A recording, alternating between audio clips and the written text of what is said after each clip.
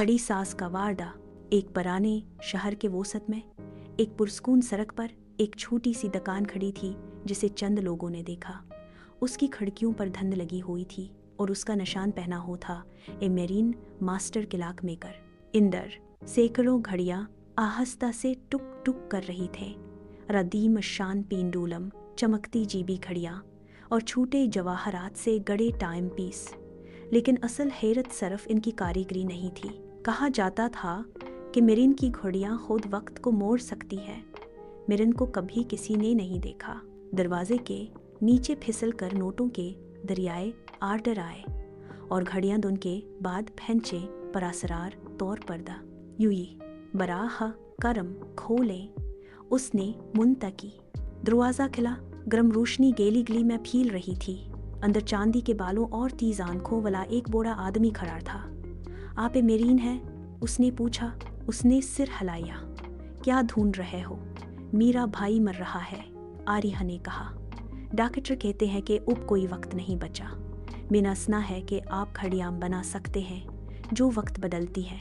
Marine से दुकान के अंदर एक चमकती हुई वर्क टेबल की तरफ ले गई। उसने नीले जवाहर के साथ एक छोटी सुनहरी घड़ी का सेट निकाला। ये लाइफ क्लॉक है, इसने आहिस्ता से कहा। ये ज़्यादा वक्त दे सकता है लेकिन वक्त को दूसरी जिंदगी से मुस्तार लेना चाहिए। मज से आरिया ने सरगोशी की। हाँ, हर सेकंड जो वो हासिल करता है वो आपसे आता है। आरिया ने बगैर किसी हचकचाहट के कहा। कुछ भी ले लो, इसे बचा लो। उस रात उसने लाइफ क्लॉक अपने भाई के बस्तर के पास रख दिया। मिनी ने नरमी से धड़का। आस्ता आस्ता उसकी सांसें मुस्तहकम हुए। रंग उसके गालों पर लौट आया लेकिन आर्य के अंदर उसके सीने पर एक सख्ती टकी हुई थी। उसके अपने वक्त का एक धागा खिंचा जा रहा था। फिर भी उसे इस पर अफसोस नहीं हुआ। हफ्ते गुजर गए और क्यान मजबूत होता गया। आर्य उसका शुक्रिया अदा करने के लिए मेरीन के पास गई लेकिन दुकान एक नोट के साथ बंद थी।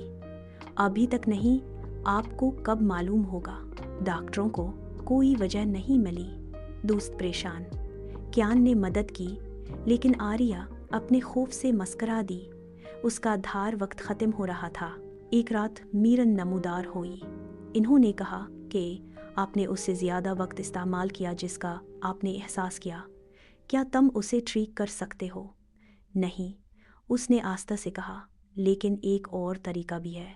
उसने उसे चांदी की चाबी दी। शहर से बाहर एक ड्रॉर में आपकी खोई हुई चीज़ मौजूद है। ये चाबी अपना दरवाज़ा खोल देगी। मेरी मदद क्यों का एक बार मैं वहीं खड़ा था जहां आप खड़े थे। सफ़र अजीब था। खामोश तमाशाई सड़कों पर कतार में खड़े थे, न जिंदा न मर्दा।